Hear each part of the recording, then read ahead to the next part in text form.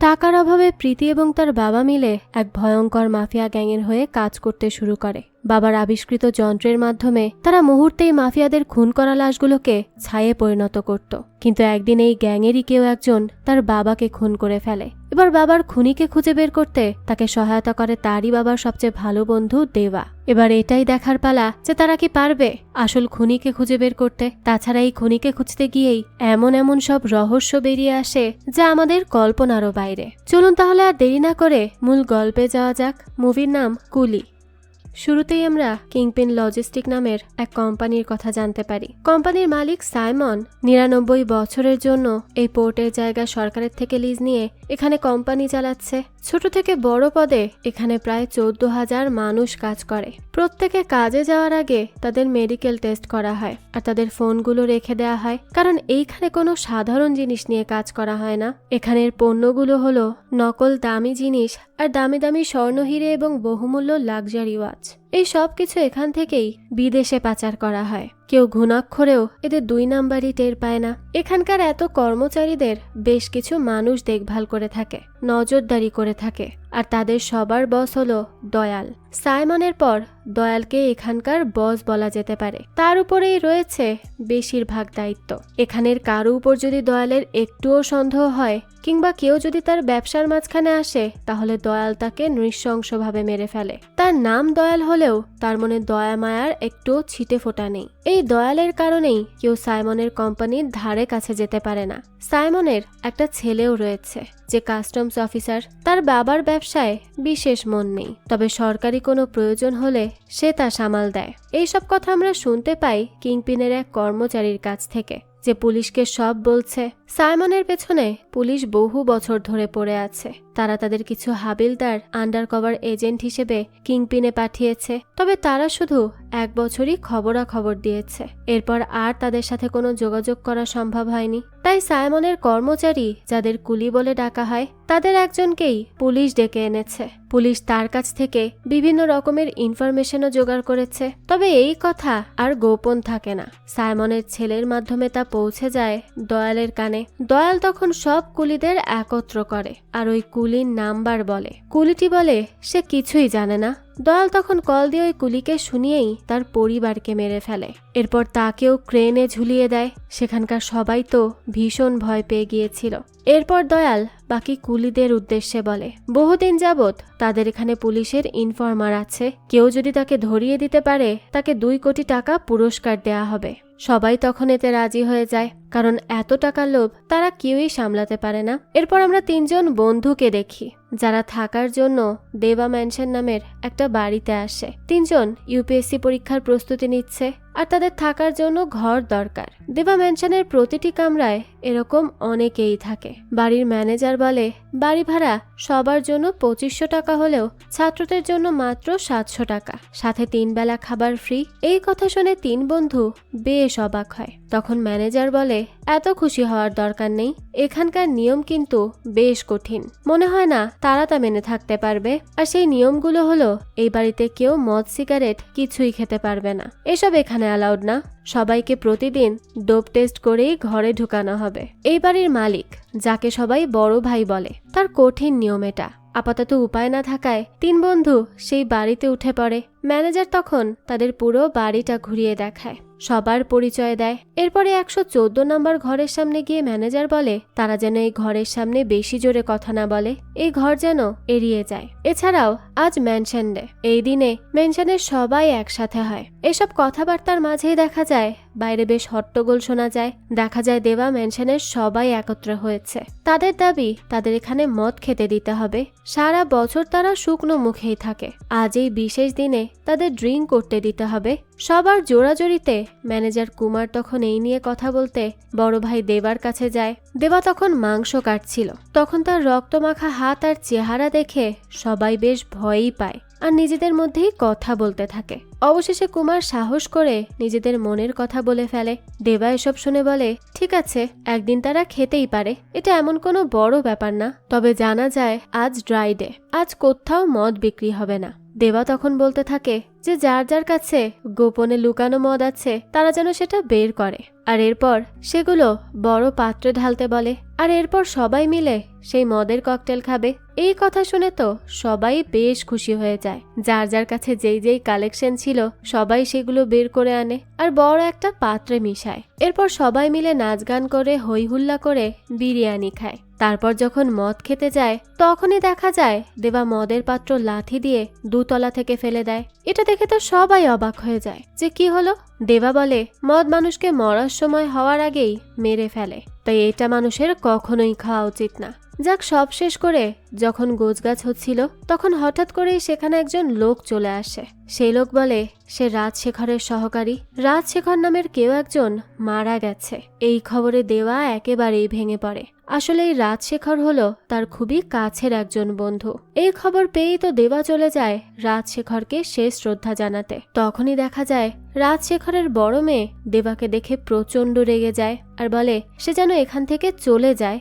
দেবাও আর কথা বাড়ায় না, বন্ধুকে একবার দেখেই সে চলে যায়। এরপর সে যেখানে রাজশেখরকে দাহ করা হবে সেখানেই চলে আসে আর চুপচাপ বসে থাকে। তখন সে রাজশেখরের দেহ পুড়ে যাওয়া ধোঁয়ার দিকে উদাস চোখে তাকিয়ে থাকে। তখনই সেখানে চলে আসে রাজশেখরের সহকারী আর কাঁদতে কাঁদতে বলে তারা দুজনে একসাথে কত মানুষকে পুড়িয়েছে, এখন সেই পুড়ে যাচ্ছে।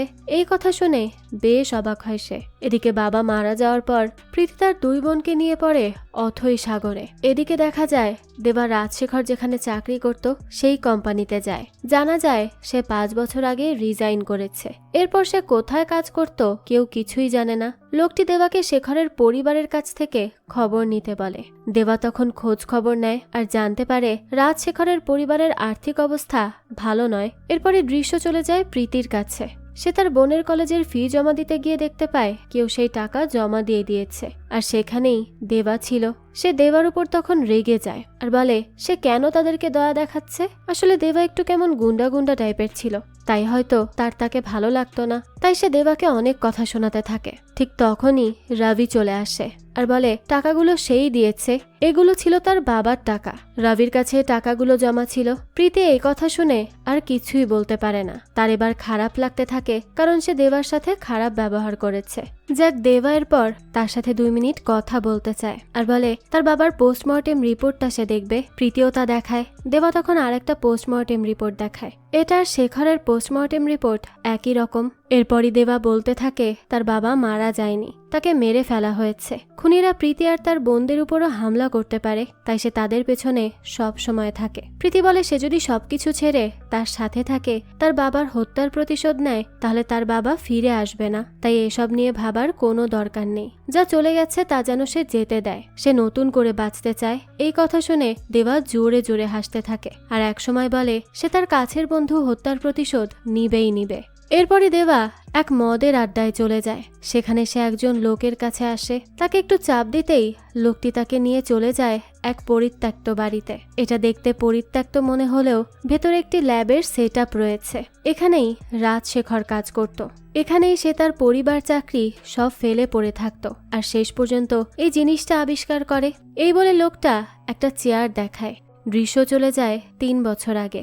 আমরা রাজশেখরকে দেখতে পাই। সে তার মেয়েদের ডাক্তার বানাতে চায়, তার জন্য সে অনেক টাকা কামাতে চায়। এই কারণে সে তার রিসার্চের চাকরি ছেড়ে নিজেই নতুন একটা জিনিস উদ্ভাবন করতে শুরু করে। এটা হলো একটা মোবাইল ক্রিমেটর, যার মাধ্যমে মৃতদেহ মাত্র 30 সেকেন্ডে হাড়সহ পুড়ে বাষ্প হয়ে উড়ে যাবে। তাই স্বাভাবিক দাহ হতে যে পলিউশন হয় তার চেয়ে অনেক কম পলিউশন হবে এতে।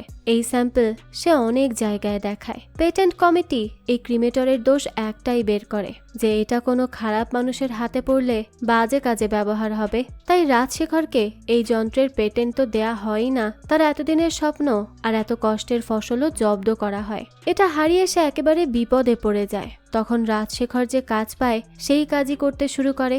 এক সময় সাইমনের সাথে অন্য গ্যাংয়ের ভেতর গ্যাং ওয়ার হয়। 2 দলের অনেক মানুষ সে রাতে মারা যায়। গুরুতর আহত হয় দয়াল। এসবে সাইমনের মাথা প্রচণ্ড খারাপ হয়ে যায়। সে সবাইকে সমানে মারে, তবে এরপর ডেড বডি কি করে লুকাবে সেটা নিয়েই চিন্তায় পড়ে যায়। ঠিক এই সময়ই তার ছেলে অর্জুন আসে আর বলে কাস্টমে তার রাজশেখর নামের একজনের সাথে পরিচয় হয়েছে। অর্জুন তো রাজশেখরের আবিষ্কার সম্পর্কে খুব ভালো করেই জানে, তাই সে বলতে থাকে ওই মেশিন আনতে পারলে ডেড বডি লুকানো কোনো ব্যাপার না। সাইমন এইসব শুনে আর বেশি কিছু না ভেবেই রাজশেখরের বাড়িতে চলে যায় আর তাকে বলে তার ক্রিমেটর মেশিন নিয়ে আসতে। কিন্তু রাজশেখর বলে ওই মেশিন এখনো ভালো করে তৈরি হয়নি, অ্যাডভান্স হয়নি। এখানে কুকুর বেড়াল পুরানো যায়, কিন্তু মানুষ পুরানোর এখনো অনেক সময় আছে।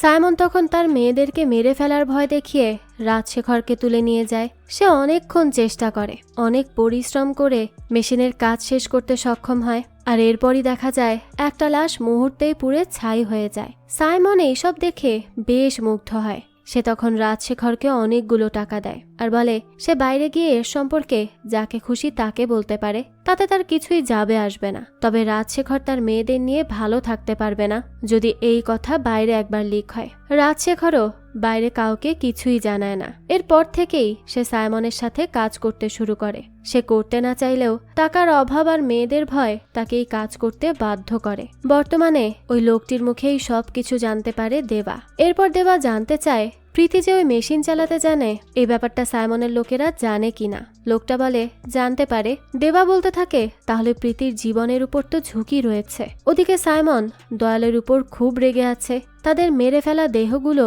পুলিশ খুঁজে পাচ্ছে, তাই তাদের পেছনে লেগে আছে। এর থেকে নিষ্কৃতি দরকার। সাইমন বলে ঠিক আগের পদ্ধতিতে যেন মৃতদেহ গায়েব করার ব্যবস্থা করা হয়। দয়ালের তখনই মনে পড়ে প্রীতির কথা। সে রাতে সে অনেক ঘায়েল থাকলেও প্রীতিকে ঝাপসাভাবে দেখেছিল। সে তার লোকজনকে বলে রাজশেখরের মেয়েটিকে তুলে নিয়ে আসার জন্য। তার লোকজনও চলে যায় সোজা প্রীতির হোস্টেলে। প্রীতিও সবকিছু আগে থেকেই বুঝতে পেরেছিল, তাই সে দ্রুত শহর থেকে পালিয়ে যাওয়ার ব্যবস্থা করছিল। তবে সেই সময়টুকু প্রীতি পায় না। গুন্ডারা চলে আসে আর প্রীতিকে বের হয়ে আসতে বলে। তারা প্রীতির সাথে অনেক বাজে ব্যবহার করে। সেই সময়ই পেছন থেকে প্রকট হয় দেবা। সে তাদেরকে খুব ভালো মতো সাহায্য করে আর গুন্ডাদের লিডারকে প্রীতিকে নিয়ে যাওয়ার কারণ জিজ্ঞেস করে। এই গুন্ডা বলে মেশিন অপারেট করার জন্যই প্রীতিকে তারা নিয়ে যেতে চাচ্ছে। দেবা বলে কিন্তু প্রীতি তো অপারেট করতে জানে না, বরং সেই একমাত্র এই মেশিন চালাতে জানে। সে গুন্ডাদের সাথে তখন প্রীতিকে নিয়ে দয়ালের কাছে যায়। সে দয়ালকে বলে রাজশেখর মারা যাওয়ার পর তার পরিবার আর দেবা নিজে প্রচণ্ড অর্থ কষ্টে পড়ে। তারা নিজেরাই দয়ালের কাছে আসতো মেশিনের কাজের ব্যাপারে কথা বলার জন্য। দেবা তখন সুন্দর করে কথা বলছিল, তাই দয়াল দ্বিধায় পড়ে যায় তাকে কি বলবে। এদিকে সাইমন ফোন দিয়ে তাড়া দিলে দয়াল তাদের কাজে রেখে দেয়। তারা চলে যায় ক্রিমেটরের কাছে, যেখানে একটা লাশ ইতিমধ্যেই রাখা আছে। দয়াল দেবাকে কাজ শুরু করতে বলে। দয়ালের পর সেখানে দাঁড়িয়ে সবকিছু নিজের চোখে দেখতে চায়। দেবা তাকে বাইরে গিয়ে দাঁড়াতে বলে, কারণ এখানে অনেক বেশি কেমিক্যাল রিয়াকশন হবে। দয়ালও বের হলে দেবা প্রীতিকে জিজ্ঞেস করে এ মেশিন কিভাবে কাজ করবে, সে কি বিস্তারিত জানে। প্রীতি বলে সেখানে দুবারই এসেছিল। এরপর সে একটু ভেবে একটা সুইচে চাপ দিয়ে দেয়, তাতেও কাজ হয় না। এরপর বেশ কিছু সুইচ দেওয়ার পর মেশিন চালু হয়ে যায়। বাবার কাছ থেকে টুকটাক তো সে দেখেছিল, তাই তার এতটুক ভালো মতোই মনে আছে। দেখা যায় এরপরই ওই লাশটি মুহূর্তেই ছাই হয়ে যায়। দয়াল এটা দেখে বেশ খুশি হয় আর তাদের এখানে চাকরিও দিয়ে দেয়। প্রতিদিন দেখা যায় অনেক অনেক লাশ আসতে থাকে আর দেবা এবং প্রীতি মিলে তাদের পোড়াতে শুরু করে। দেবা কিছু লাশের মধ্যে দেখতে পায় বুক কাটা। সে এর মানে বুঝতে পারে না, তবে এইটুক বোঝে এখানে বড় কোনো গড়বড় আছে। তাই দেবা নিজের মতোই তদন্ত করতে থাকে। সে কিংপিনের কুলিদের রাজশেখরের ছবি দেখায়। তারা বলে রাজশেখর গভীর রাতে আসতো আর সেখানকার কর্মচারীদের সাথে কথাও বলতো না। একদিন অর্জুন খবর পায় তাদের এক কুলি বাইরে কোনো পুলিশের সাথে দেখা করেছে। দয়াল এসে সেই কুলিকে বেঁধে ফেলে, তার হাতে পেরেক পুঁতে দেয় আর সাইমন এসে তাকে মেরেই ফেলে। এখানে আমরা মনিকা নামের একটা মেয়েকে দেখতে পাই, যে একজন প্রভাবশালী ব্যক্তির ছেলের এঙ্গেজমেন্টে এসেছে। সেখানে অনেক নাচ গান হয় আর কিছুক্ষণ আগে মানুষ তাল মিলিয়ে নাচেও। ওদিকে দেখা যায় দয়ালও মনিকার সাথে তাল মিলিয়ে নাচে। এরপর দেবার মনে হতে থাকে যে সাইমন কেন রাজশেখরকে মারবে, তার তো মেশিন চালাতে তাকে প্রয়োজন, নিশ্চয়ই অন্য কেউ রাজশেখরকে মেরেছে। দেবা তখন প্রীতিকে সাইমন আসার আগে এখান থেকে কাজ ছেড়ে চলে যেতে বলে। প্রীতি বলে সে এত টাকা কামায়, তা কি দেবার ভালো লাগছে না। দেবা রেগে বলে তার এত খারাপ কাজ করে টাকা কামানোর কোনো প্রয়োজন নেই। তারা এখানে শুধুমাত্র এসেছে রাজশেখরের খুনের প্রতিশোধ নেয়ার জন্য। রাজশেখর যদি জানতো তার মেয়ে এই বাজে কাজের কামাই খাচ্ছে তাহলে সে প্রচন্ড কষ্ট পেত। এসব শুনে বেচারি প্রীতি কাঁদতে শুরু করে আর বলে তার পরিবারে বাবা বোন ছাড়া আর কেউ নেই, তার বোনরা তার উপর ভরসা করেই আছে, এই টাকাগুলো সে তার বোনদের জন্যই কামাচ্ছে। দেবা এই সব কিছু বুঝতে পারবে না। এসব শুনে দেবা নরম হয় আর বলে সে ভুল করেছে, প্রীতি যেন তাকে ক্ষমা করে দেয়। দেবার পর প্রীতিকে নিজের টাকাগুলোও দিয়ে দেয়। প্রীতি নিতে না চাইলে দেবা বলে তার জীবন বেঁচে আছে রাজশেখরের জন্য, তাই যেন সে রাজশেখরের কথা ভেবে হলেও টাকাগুলো রাখে। বিনিময়ে প্রীতি তাকে একটা ছবি দেয়, এটা তার ফুপুর আর দেবার ছবি। আমরা বুঝতে পারি দেবা শুধুমাত্র রাজশেখরের বন্ধু নয়, সে তার বোনের জামাই, অর্থাৎ দেবা প্রীতির ফুপা। প্রীতির মা আর ফুপু একই সাথে গ্যাস সিলিন্ডার ব্লাস্ট করে মারা যায়। তারা এসব মনে করে ইমোশনাল হয়ে যায়। ঠিক তখনই দয়াল ফোন করে আর প্রীতিকে নিয়ে চলে যেতে বলে। দেবা প্রীতিকে নিতে চায় না। দয়াল তখন বলে এটা সাইমনের অর্ডার। দেবা অগত্যা প্রীতিকে নিয়ে চলে যায়। এই প্রথম দেবা মুখোমুখি হয় সাইমনের। সাইমন দেবাকে দেখেই বলে সে তাকে আগে কোথাও দেখেছে। দেবা বলে না, তাদের কখনোই দেখা হয়নি। সাইমন এবার ট্রাক দেখায় যেখানে সে নতুন লাশ এনেছে। দেবা লাশ দেখে হতভম্ব হয়ে যায়, কারণ এটা ছিল দয়ালের লাশ। সাইমন বলে 8 বছর ধরে যে পুলিশের ইনফরমার তাদের মাঝে আছে সে আর কেউ নয়, দয়াল। সে তাই বিশ্বাসঘাতক দয়ালকে মেরে ফেলেছে। দেবার দায়িত্ব তাকে পুড়িয়ে ফেলা নয়, কমিশনারের অফিসের পাশের কবরে যেন তাকে দাফন করা হয়। পুলিশের কুকুর যেন দয়ালের লাশকে সহজেই খুঁজে পায়। সে পুলিশদের বোঝাতে চায় তার সাথে গ্যাঞ্জামের ফলাফল কি হবে। দেবা তখন চুপচাপ প্রীতিকে সাথে নিয়ে দয়ালের লাশ নিয়ে রওনা হয়ে যায়। প্রীতি বলে এই কাজ সাইমন তার লোকেদের দিয়ে করতে পারত, তাকে দিয়ে কেন করাচ্ছে? দেবা বলে সে তো কিছুই বুঝতে পারছে না, তাকেই সবকিছু বুঝতে হবে। এটাই সাইমনের হয়ে তাদের শেষ কাজ। এরপর প্রীতির পথে চলে যাবে আর সে খুঁজে বের করবে কেন সাইমন এসব করছে আর সে কে। সাইমনের পর বারে গিয়ে নাচ গান করতে থাকে। ওইদিকে দেবা দয়ালকে কবর দিয়ে ফেলে। হঠাৎ প্রচন্ড বজ্রপাত হয় আর বাজ পড়ে দয়ালের কবরে। ঠিক তখনই কবর থেকে উঠে আসে দয়াল। এটা দেখে দেবা খুবই অবাক হয়। প্রীতি তখন বলে হঠাৎ করে হার্টবিট বন্ধ হয়ে গেলে এরকম প্রাকৃতিক কারণে তা আবারও ফিরে আসে। এই দৃশ্য দেখে দেবা সাইমনের দলের একজনকে কল করে আর বলে দয়াল এখনো বেঁচে আছে। সেই লোকটি তাকে বলে তাকে যেন মারা না হয়, সে এখনই আসছে। দয়ালের কাছে সাইমনের 200 কোটি টাকা আছে। সেই টাকা দেবা, প্রীতি আর ওই গুন্ডা সবাই ভাগাভাগি করে নিবে। এরপর তারা দয়ালকে মেরে ফেলবে। দয়াল তখন হাউমাউ করে কাঁদতে থাকে আর বলতে থাকে তাকে ছেড়ে দেওয়ার জন্য। সে বাঁচতে চায়, সে তাদের টাকাগুলো দিয়ে দিবে, তাও যেন তারা তাকে প্রাণে না মারে। দয়ালের এই অবস্থা দেখে প্রীতিরও খারাপ লাগে, তাই সে বলতে থাকে তাকে ছেড়ে দেওয়ার জন্য। দেবা তখন দ্বিধায় পড়ে যায়। ওই গুন্ডাকে দেবার সাথে কথা বলতে শুনে আরেকজন গিয়ে সবকিছু খুলে বলে সাইমনকে। সাইমন সাথে সাথে দেবাকে কল করে আর বলে সে যেন দয়ালকে মেরে ফেলে, তাহলে তার জীবন সে অন্যরকম করে দিবে, অনেক বড় উপহার দিবে। এবার দেবা ওই গুন্ডাকে কল দিয়ে বলে সে দয়ালকে মেরে ফেলেছে। দয়াল প্রচন্ড চেঁচামেচি করছিল আর পাশেই পুলিশ স্টেশন, তাই ধরা পড়ার ভয়ে সে এই কাজ করেছে। এরপর তারা সবাই চলে যায় সাইমনের কাছে। সাইমন দেবাকে অনেক ধন্যবাদ দেয় আর বলে সে বলেছে দয়ালকে মারলে সে তার জন্য কিছু করবে, সে এখনই তাকে তার উপহার দিবে। এই বলে সে দেবাকে একটা ভিডিও দেখায়। দেখা যায় দয়াল রাজশেখরকে প্রচন্ড মারধর করছে। আসলে এই দয়ালই রাজশেখরকে মেরে ফেলেছে। এই ভিডিও দেখে দেবা অনেক বেশি অবাক হয়ে যায়। সে বুঝতে পারে যে সে কত বড় ভুল করেছে, কারণ সে দয়ালকে মারেনি, ছেড়ে দিয়েছে। শুধু তাই নয়, দয়াল একা একা যেতে ভয় পাচ্ছিল, কান্নাকাটি করছিল, তাই তার নিরাপত্তার জন্য প্রীতিকেও তার সাথে দিয়ে দিয়েছে। এই সব কিছু চিন্তা করে দেবা কোনোভাবেই বুঝে উঠতে পারে না সে এখন কি করবে। সে তখন সবাইকে জিজ্ঞেস করে ভিডিওটিতে দেখা যাচ্ছে রাজশেখর দয়ালকে কানে কানে কিছু বলছে। সে এখানে তাকে কি বলছে তা কি কেউ জানে? দেখা যায় কেউ তা জানে না। সাইমন তখন বলে এই ঘটনা শুধু বলতে পারে রাজশেখর বা দয়াল, কিন্তু তারা দুজনই তো এখন মারা গেছে, তাই এই কথা জানার এখন আর কোনো উপায় নেই। কিন্তু দেবা তো ভালো করেই জানে কে মারা গেছে আর কে বেঁচে আছে। তখন ভীষণ অপরাধ বোধ থেকে সে দ্রুত কল দেয় প্রীতিকে। তখন সেই ফোন রিসিভ করে দয়াল। দয়াল তখন হাসতে হাসতে বলে সে তার কথা কি করে বিশ্বাস করলো।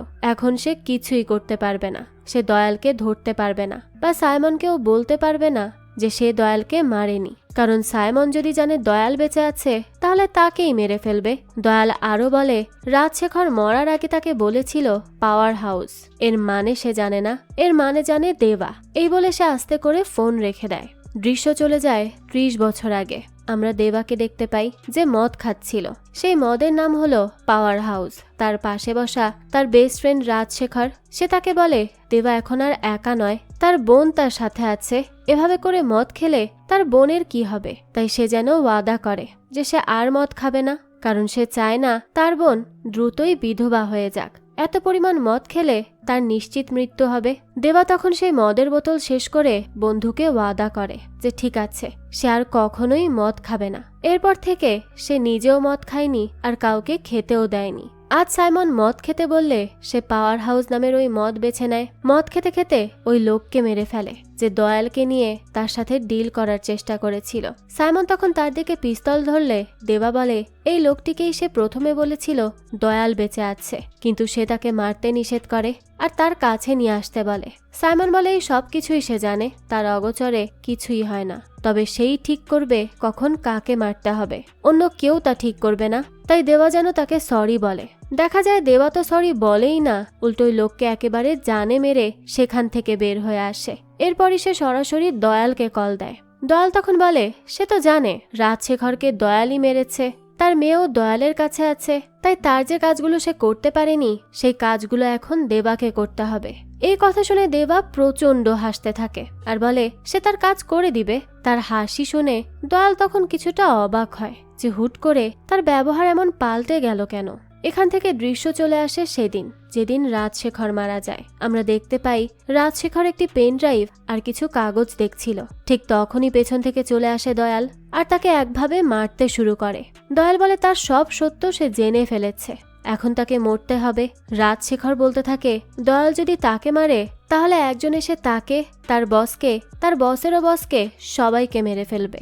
দয়াল তখন বলে তাই নাকি, কে এই কাজ করবে? রাজশেখর তখন কানে কানে বলে পাওয়ার হাউস। সে হয়তো তখন দেবাকেই বুঝিয়েছিল। এরপরই দয়াল রাজশেখরকে মেরে ফেলে। এই পুরো ঘটনা হাসতে হাসতে প্রীতিকে বলতে থাকে দয়াল প্রীতিকে সে কিডন্যাপ করে তার কাছেই রেখেছে। প্রীতি কি করবে কিছুই বুঝতে পারে না, এত বড় ভুল তাকে দিয়ে কি করে হলো। দয়াল তখন কল দিয়ে দেবাকে যা করতে হবে তা একে একে বলতে থাকে। প্রথমে তাকে একটি বাসে উঠতে হবে যেখানে একজন লোক তাকে একটি ব্যাগ দিবে আর একজন তাকে পাসপোর্ট আর টাকা দিবে। সে ব্যাগে পাসপোর্ট আর টাকা রেখে তাকে চলে যেতে হবে এক পাবলিক টয়লেটের একটি বন্ধ থাকা ঘরে। সেখানে কমোডের পেছনেই সে একটি বিরাট লকার পাবে, সেই লকারেই ব্যাগটি রাখতে হবে। তো লকারে গিয়ে দেবা আশ্চর্য হয়ে যায়, এখানে অসংখ্য টাকা, গোল্ডের বার, দামি ঘড়ি সারি সারি ভাবে রাখা আছে।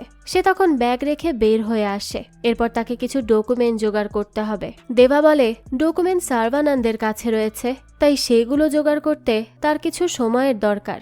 দয়াল বলে তা সম্ভব না, তাকে এখনই আনতে হবে। কোথায় কিভাবে যেতে হবে দয়াল সেই সব কিছু তাকে বলে দেয়। দেবাও তখন তার ইনস্ট্রাকশন শুনে একটা ভোল্টে চলে যায়। দয়ালের বলা পাসওয়ার্ড সেখানে দিয়ে দিলে সেই ভোল্টটা সাথে সাথে খুলে যায়। আর তখনই দেবা দেখে ভেতরে সার্ভানান্দ বাধা অবস্থায় আছে আর তার সাথে রয়েছে গ্যাংয়ের অনেকেই।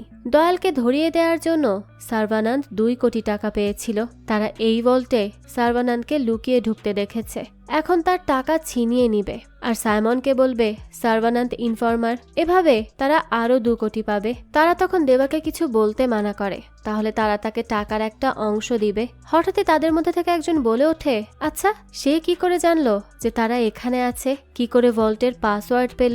এই কথার পর আর সময় নষ্ট না করে দেবা তাদেরকে একভাবে মারতে থাকে। তাদের সবাইকে মেরে সার্ভানান্দকে সে বাঁচায়। কৃতজ্ঞতায় সার্ভানান্দ ভেতরের কথা সব খুলে বলে। এই ডকুমেন্টস যা আজ সে সরিয়ে নিতে এখানে এসেছে এগুলো সাইমনের ক্লায়েন্টের ডিটেলস।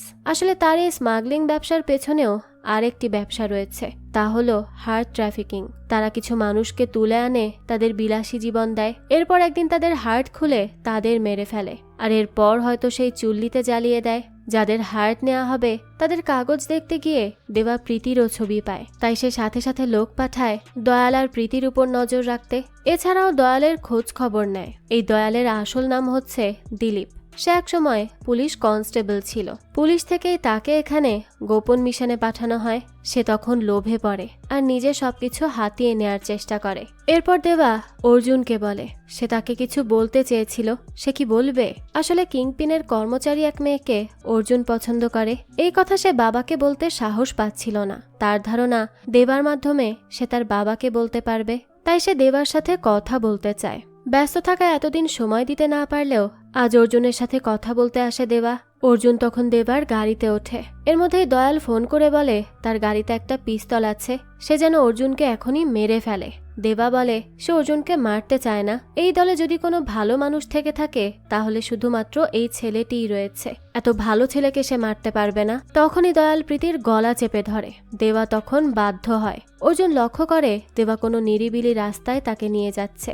গ্যাংস্টারের ছেলে হওয়ায় সবকিছুই সে বুঝতে পারে। দেবার কাছে তখন সে ক্ষমা চাইতে থাকে আর বলে রাজশেখরের মৃত্যুর পেছনে তারও দায় আছে। সে সবসময় গ্যাং ছেড়ে আসতে চেয়েছিল কিন্তু বাবার জন্য পারেনি। সে যেন তাকে ক্ষমা করে দেয়।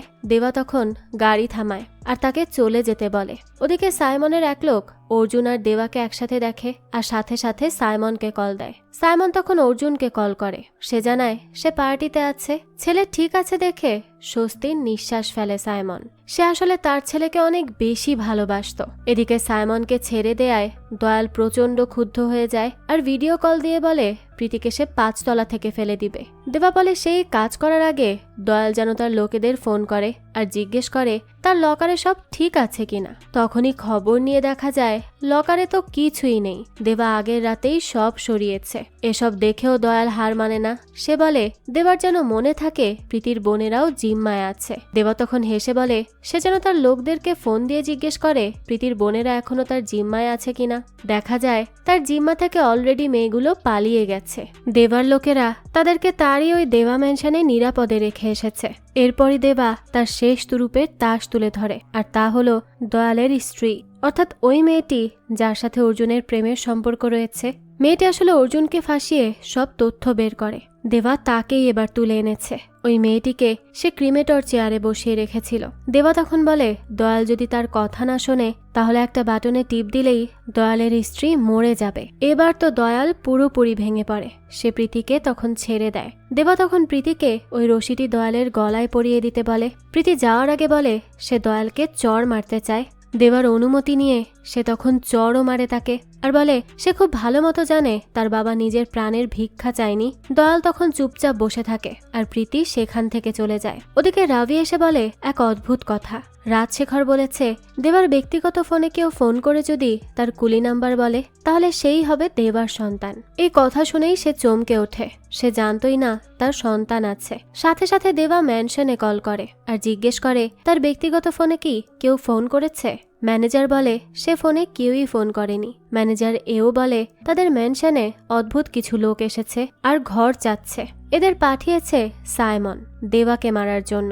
দেবা তখন তাদেরকে ঘর দিতে বলে আর তাদের উপর নজর রাখতে বলে। ওদিকে অর্জুন সেখানে মন খারাপ করে দাঁড়িয়েছিল। দেবা অর্জুনকে এই সব কিছু ভুলে যেতে বলে। তার জীবন বেঁচে গেছে এটাই বড় ব্যাপার। দয়াল বা দিলীপের স্ত্রী কল্যাণী তখন কান্না করতে করতে তার কাছে ক্ষমা চায়। কল্যাণী বলে দিলীপের সাথে যোগ না দিলে দিলীপ তার পরিবারকে মেরে ফেলতো। একসময় দেখা যায় অর্জুনের তার কথায় মন গলে যায়। সে তার বাঁধন খুলে দেয়। তাকে যদিও রাভিয়েই কাজ করতে নিষেধ করে, সে তার কথা শোনে না। এরপরই কল্যাণী তাকে জড়িয়ে ধরার বাহানায় মারতে শুরু করে। কল্যাণী অনেক পরিকল্পনা করে এই পর্যন্ত এসেছে।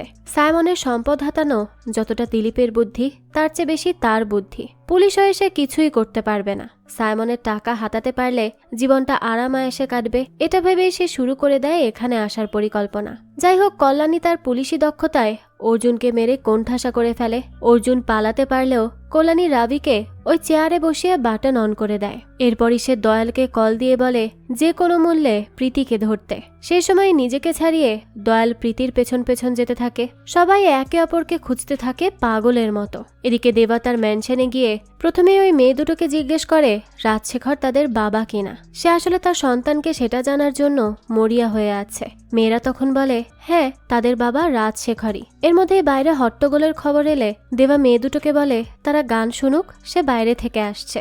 এই বলে সে বাইরে গিয়ে সাইমনদের লোকেদের মারধর করতে থাকে। ওদিকে প্রীতি রাজশেখরের সহকারীর সাথে ট্রেনে উঠে যায়। তার পেছন পেছন আসে দয়াল।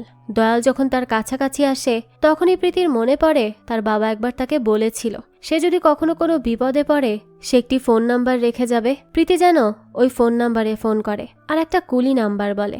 দিশেহারা প্রীতি তখন ওই নাম্বারে ফোন দেয়। সেই সময় ছুটে গিয়ে ফোন ধরে দেবা।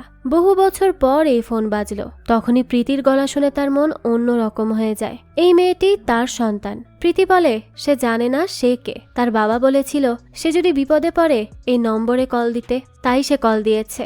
দেবাকে সে বলে তাকে বাঁচাতে আসতে। সে এখন অনেক বড় বিপদে পড়েছে। দেবা মেয়েকে বাঁচাতে যাওয়ার চেষ্টা করে, তবে সাইমনের গুন্ডাদের পেরিয়ে সে যেতে পারে না। তাদের প্রচণ্ড ধোলাই করতে থাকে। এক সময় দেবা শীষ দিলে তার সাথে কুলির সঙ্গীরা সব চলে আসে আর 114 নম্বর ঘর থেকে বেরিয়ে আসে কালেশা, যে সব সময় দেবার সঙ্গী ছিল। সবাই মিলে সাইমনের গুন্ডাদের একেবারে কোণঠাসা করে ফেলে। ওদিকে প্রীতিকে বাঁচানোর জন্য রাজশেখরের সহকারী ট্রেন থেকে দয়ালকে সহ নিচে পড়ে যায়। দয়াল তখন ফোন করে কল্যাণীকে আর বলে মেয়েটি তার হাত থেকে আবারও পালিয়েছে। কল্যাণী বলে ঠিক আছে, মেয়েটিকে দরকার নেই, ডকুমেন্টসগুলো কোথায় আছে সে জানে, সে যেন গিয়ে ডকুমেন্টসগুলো জোগাড় করে নেয়। কল্যাণী এরপর তাকে একটি ঠিকানা আর একটা গাড়ির নাম্বার বলে। ওই গাড়িতে ডকুমেন্টস আর অর্জুন আছে, আর কল্যাণী নিজে ওই ট্রেনেই আছে যে ট্রেনে প্রীতি রয়েছে। দয়ালের পর খুঁজে খুঁজে সেই গাড়ি বের করে, সেখানে থাকা অর্জুনকে বেঁধে ফেলে আর একটা ভিডিও করে। ভিডিওতে সে কাঁদতে কাঁদতে বলে তার স্ত্রী দেবার হেফাজতে আছে আর দেবা বলেছে সাইমনের ছেলেকে মেরে ফেলতে হবে, না হলে তার স্ত্রীকে দেবা ছাড়বে না। তাই সে বাধ্য হয়ে তার ছেলেকে মারছে। এই বলেই সে অর্জুনকে মেরে ফেলে আর সেই ভিডিও পৌঁছে যায় সাইমনের কাছে। নিজের চোখের সামনে ছেলেকে মারার ভিডিও দেখে সাইমন ক্রোধে ফেটে পড়ে আর বলতে থাকে কোনো কিছুই এখন আর দেবাকে বাঁচাতে পারবে না। এদিকে ট্রেন থেকে নেমে কল্যাণী প্রীতির কাছে যায় আর বলে দেবা তাকে বলেছে প্রীতিকে তার কাছে নিয়ে যেতে। প্রীতিও তখন সরল মনে গাড়িতে উঠে বসে। কল্যাণী তখন চেষ্টা করে প্রীতিকে মারতে, তবে সামনে থেকে আরেকজন তার দিকে পিস্তল তাক করে বসে। সে প্রীতিকে কিডন্যাপ করেছে আর তাদের দুজনকে কিডন্যাপ করে নিয়ে যায় সাইমনের লোকেরা। সাইমনের কাছে পৌঁছাতেই কল্যাণীকে সাইমন জিজ্ঞেস করে তার সাথে দয়ালের সম্পর্ক কি। কল্যাণী তখন অসহায় ভঙ্গিতে কাঁদতে থাকে আর বলে সে কিছুই করেনি। কাদার ভান করে সে তার পায়ের নিচে লুকিয়ে থাকা রড বের করে আর সাইমনকেই মেরে ফেলার চেষ্টা করে, তবে সে ব্যর্থ হয়। সাইমনের সাথে সে পেরে ওঠে না। সাইমন বলে তার 5,000 কোটি টাকার বেশি সম্পদ আছে, তার ছেলে আরামসে সেগুলো ভোগ করতে পারত। তা না করে সে কাস্টমসে চাকরি করতে গেল আর সাধারণভাবে জীবনযাপনের চেষ্টা করল। সোনার টুকরা সেই ছেলেকেই সে মেরে ফেলেছে। এর শাস্তি তাকে ভোগ করতেই হবে। ভিডিও কলে তখন দয়াল বারবার বলে কল্যাণীকে ছেড়ে দেওয়ার জন্য, কিন্তু সাইমন তার কোনো কথা শোনে না। কল্যাণীর বুকেই তার ওই রডটা ঢুকিয়ে দেয় আর তাকে পানিতে ফেলে দেয়। এরপর দয়ালকে বলে সে যত খুশি পালিয়ে থাকতে পারে, সাইমন তাকে ঠিকই খুঁজে বের করবে আর চিরতরে শেষ করে দিবে। এরপরই সাইমন প্রীতির সাথে কথা বলে। সে প্রীতিকে জিজ্ঞেস করে দেবা তার কি হয়। প্রীতি বলে সে দেবাকে স্যার বলে ডাকে। সাইমন বলে তার স্যার এখানেই আসছে, এখন হবে আসল মোকাবেলা। দেখা যায় দেবা এলেই সাইমন তাকে বলতে থাকে যে সে একজন মানুষকে মারতে পাঠিয়েছে দেবাকে বিশ্বাস করেই। দেবা তাকে মারেনি বলে আজ তার ছেলে বেঁচে নেই। সাইমনের ইচ্ছা ছিল দেবার সন্তানকে তার চোখের সামনে মারবে, তবে তার তো কোনো সন্তান নেই, তাই সে তার বন্ধুর সন্তানকেই তার চোখের সামনে মারবে। দেবা বলতে থাকে অর্জুনকে সে মারেনি, তাও তার এই কথা বিশ্বাস না হলে সে যেন তাকে মারে আর প্রীতিকে ছেড়ে দেয়। সাইমন কোনো কথাই শোনে না। প্রীতিকে অপারেশন করার জন্য নিয়ে যেতে বলে, সে তার হার্ট বের করে নিবে। ওদিকে দেবা তার অতীতের কথা বলতে শুরু করে। আজ থেকে অনেক বছর আগে সে খুব সাধারণ একজন কুলি ছিল, তার কেউ ছিল না, তবুও তাকে আপন করে নেয় রাজশেখর। তার সবচেয়ে প্রিয় মানুষের সাথে দেবার বিয়ে দেয়, পরিবার শুরু করার সুযোগ দেয়। তার যে মালিক ছিল তার মাদক নিয়ে দেবার মতো কুলিরা বিদেশে ধরা পড়ে। মালিক তখন নিজে বাঁচার জন্য সাইড হয়ে যায় আর কুলিরা ফেসে যায়। তার মধ্যে অনেকেরই যাবজ্জীবন হয়ে যায়। মালিক বলে বাকি দেশে বাঁচিয়ে নিবে, তাদের অন্য দেশে পাঠিয়ে দেয়া হবে। রাজশেখর তাকে যেতে নিষেধ করে, তবুও কুলিদের সাথে সেখান থেকে রওনা দেয় সে। পরিবার বেছে নেয় না, কুলিদের বেছে নেয় দেবা। পথিমধ্যেই জানতে পারে তাদেরকে শরণার্থী হিসেবে নয় বরং মেরে ফেলার জন্য নিয়ে যাওয়া হচ্ছে। যেন মাদকের ব্যাপারটা কেউ জানতে না পারে। এরপর অনেক কুলি মারা গেলে শেষ পর্যন্ত মালিকের বিচার কুলিরা করে। কুলিদের লিডার মালিককে মেরে ফেলে। ওই মালিক জেভিয়ার, সাইমনের বাবা, আর কুলির লিডার হলো দেবা। এই কথা শুনে রাগে দুঃখে ক্ষোভে ফেটে পড়ে সাইমন। তার বাবার খুনি তার সামনে, এজন্যই তার এত পরিচিত লাগতো দেবাকে। সে বুঝতেই পারেনি তার আসল পরিচয়। দেবা আরো বলে সাইমন বলেছে তার কেউ নেই, অথচ প্রীতি তারই সন্তান, রাজশেখরের না। সাইমন এরপর দেবার উপর আক্রমণ করে। শুরু হয় দুই মহাশক্তির প্রচণ্ড লড়াই। একসময় মারতে মারতে দেবা সাইমনকে কোণঠাসা করে ফেলে আর বলে সেখানে রাজশেখরের খুনিকে মারতে এসেছিল, কিন্তু তার চেয়ে খারাপ মানুষ সাইমন। সাইমনকে বাঁচিয়ে রাখা যাবে না। সাইমন তার হাতের কাছে ওয়াকিটকি পেয়ে তার লোকেদের বলে প্রীতিকে মেরে ফেলার জন্য, কিন্তু তার কথা শোনার জন্য কেউ বেঁচে নেই। ওয়াকিটকি তুলে নেয় কালেশা আর দেবাকে উদ্দেশ্য করে বলে সবাইকে মেরে ফেলা হয়েছে, এবার তারা কি করবে। দেবার নির্দেশ মতো কালেশা আর অন্যান্য কুলিরা অনেক আগে থেকেই এখানে অবস্থান করছে। সবাইকে মেরে তারা জাহাজে বোম লাগায়। দেবা সাইমনের লাক্সারি ঘড়ি দিয়ে ফাঁসির ফাঁদ তৈরি করে আর তা পেঁচিয়ে সাইমনকে মেরে ফেলে। এরপরই প্রীতিকে নিয়ে তারা বেরিয়ে আসে, তবে বিপদ থেকে রক্ষা পায় না। কেউ একজন তাদের কিডন্যাপ করে নিয়ে যায় একেবারে মরুভূমিতে। তাদের তুলে আনা ব্যক্তি সাধারণ কেউ নয়, ইন্টারন্যাশনাল গ্যাংস্টার দাহা। দাহা কেন তাদের ডেকে এনেছে কেউ বুঝতে পারে না। সে প্রথমে অনেকগুলো মানুষকে মেরে ফেলে তাদেরকে ভয় দেখানোর জন্য। এরপর একটা চাপাতি তুলে নেয় আর দেবার গলা বরাবর চালায়। দেবা ভয় না পেয়ে শক্ত হয়ে দাঁড়িয়ে থাকে। দেবার গলার কাছে এসেই তাহার চাপাতি থেমে যায়। দাহা বলে সে কৈশোরে দেবাকে দেখেছে। যেদিন সে আর কালেশা জেভিয়ারকে মেরে ফেলে সেদিন তার বাবা মায়ের সাথে দাহাও সেখানে ছিল। তার বাবাও একজন বড় ব্যবসায়ী আর গ্যাংস্টার ছিল। তার বাবার চেয়েও শক্তিমান দেবাকে দেখতে পেয়ে সে মুগ্ধ হয়ে যায়। সে ঠিক করে বড় হওয়ার পর তার সাথে কাজ করবে। গ্যাংস্টার হয়ে দেবাকেই খোঁজার চেষ্টা করে সে, তবে পায় না। দেবাকে খুঁজতে অনেক কিছুই করে দাহা, আর আজ খুঁজেও পায়। দাহা তখন দেবাকে তার ডান হাত হয়ে তার সাথে কাজ করতে বলে। দেবা বলে সে কাজ করতে পারে, তবে তার কুলিদের আলাদা দল থাকবে আর তাদের কেউ কোনো ক্ষতি করতে পারবে না, আর করবেও না। দেখা যায় দাহা তার সব কথা মেনে নেয়। দাহার লোকেরা এরপর দয়ালকে তুলে নিয়ে আসে। দাহা তাকে মারতেই যাবে, তখনই দেবা বলে এটা তার শিকার। এরপর সে দয়ালকে বলে সে উপরে গিয়ে রাজশেখরকে কি বলবে। দয়াল বলে পাওয়ার হাউস বলবে। এরপরেই দেবা তাকে মেরে ফেলে। এরপরই দেখা যায় দেবা, দাহা, কালেশা তিনজন একসাথে একই আগুন থেকে সিগারেট জ্বালায়, আর এটাই তাদের একসাথে কাজ করার শুরু। এদিকে দেখা যায় প্রীতি এখন তার বোনদের নিয়ে বিদেশ চলে যাবে। সে এয়ারপোর্টে দেবাকে তারই কুলি নাম্বার বলে আর জিজ্ঞেস করে ওই নাম্বারের কুলিকে দেবা চেনে কিনা। দেবা তার সত্যিকারের জবাব দেয় না। সে বলে তার এই কুলির কথা মনে নেই, তাই সে বলতে পারছে না এটা কে। প্রীতি তখন বলে তার বাবা এই কুলির কথা তাকে বলেছিল। এই বলেই প্রীতি বিদায় নিয়ে সেখান থেকে চলে যায়। দেবার তো আর বলাই হয় না যে সেই প্রীতির বাবা। সে তখন তার এই স্ত্রীর ছবি দেখে, যেটা তার মেয়ে তাকে দিয়েছে, অর্থাৎ প্রীতি, যেই স্ত্রী আর সন্তানকে সে একসময় ছেড়ে চলে গিয়েছিল। তাই হয়তো এখন সে তার মেয়েকে আর সত্যিটা জানালো না। যেভাবে এতদিন সব চলছিল সেভাবেই সবকিছু সে চলতে দিতে চায়, আর এমন করেই হয়তো দূর থেকে সে তার মেয়ের খেয়াল রেখে যাবে আর একজন বাবা হওয়ার দায়িত্ব পালন করে যাবে। এরই সাথে এই গল্পটাও এখানেই শেষ হয়ে যায়। এই তো ছিল আজকের গল্প। এই গল্পটা আপনাদের কাছে কেমন লেগেছে সেটা অবশ্যই আমাদেরকে কমেন্ট করে জানাবেন। যদি এতটুকু ভালো লেগে থাকে তাহলে একটি লাইক দিয়ে যাবেন।